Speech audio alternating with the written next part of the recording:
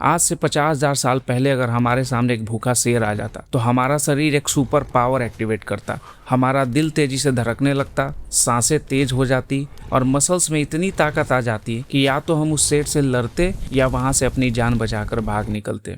इस super power को कहते हैं स्ट्रेस रिस्पॉन्स। लेकिन आज हमारी रोजमर्रा की जिंदगी बदल चुकी है। हमारा सामना अब जंगल के शेरों या अंधेरी गुफाओं से नहीं होता, फिर भी वही पुरानी सुपर पावर हमारे अंदर दिन रात एक्टिव है। फर्क सिर्फ इतना है कि आज का शेर हमारे बॉस का गुस्से वाला ईमेल है, मोबाइल का नोटिफिकेशन है या ट्रैफिक में फंसा होना है। असल दिक्कत ये है कि जो सुपर पावर हमें बचाने के लिए बनी थी वही आज हमें अंदर से धीरे धीरे खत्म कर रही है। चलिए समझते हैं कि कैसे ये साइलेंट किलर आपके दिमाग और शरीर को हाईजैक कर चुका है। नेचर का एक सिंपल रूल है, होम्योस्टैसिस। इसका मतलब है शरीर का बैलेंस में रहना। जब धूप लगती है तो हम छांव में चले जाते हैं, जब भूख लगती है तो हम खाना खाते हैं। ये सब हम शरीर के बैलेंस के लिए करते हैं। लेकिन जब कोई खतरा सामने आता है तो शरीर इस बैलेंस को तोड़कर इमरजेंसी मोड में चला जाता है।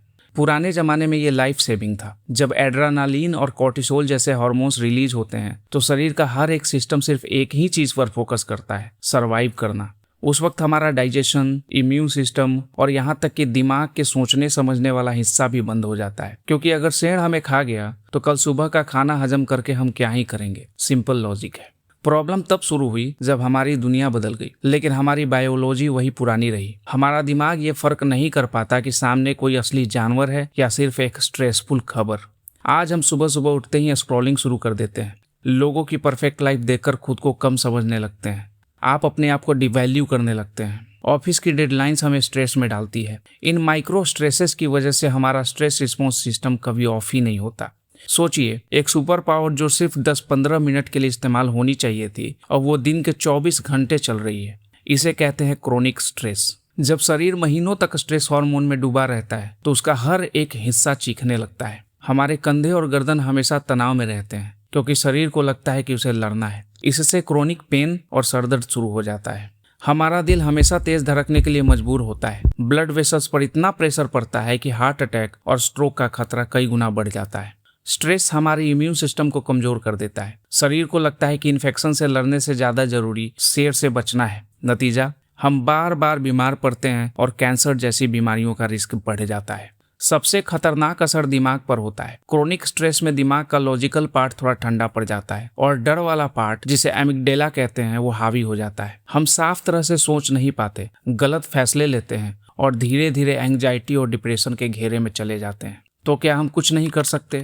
बिल्कुल कर सकते हैं। स्ट्रेस अपने आप में बुरा नहीं है, ये एक सुपर पावर है अगर इसे सही तरह से इस्तेमाल किया जाए। सबसे पहले अपने बॉडी की सुनिए। अगर आपको लग रहा है कि आप स्ट्रेस्ड हो तो आप हो, इसे डिनाई मत करो, कोई बहाना मत बनाओ। देखिए कि वो कौन सी एक्टिविटीज हैं जो आपको परेशान करती हैं। क्या वो सोशल मीडिया है, क्या वो कोई टॉक्सिक दोस्त है या कोई फैमिली प्रेशर। इन मॉडर्न शेरों को अपनी जिंदगी से बाहर निकालना शुरू कर दीजिए। रिलैक्स करने को हम ज्यादा प्रायोरिटी नहीं देते। ये कोई लेजीनेस नहीं है, ये एक जरूरी चीज है। नेचर में वॉक करना, दोस्तों से मिलना या सिर्फ बिना मोबाइल के बैठना, ये सब हमारे शरीर को सिग्नल देते हैं कि खतरा टल चुका है। मेडिटेशन या योगा ये दिमाग को ट्रेन करने के टूल्स हैं ताकि वो हर छोटी बात पर पैनिक बटन ना दबाए। जिंदगी है तो स्ट्रेस भी होगा, इसे पूरी तरह खत्म करना मुमकिन नहीं है, लेकिन इसे अपनी जान लेने का मौका देना हमारी सबसे बड़ी गलती है।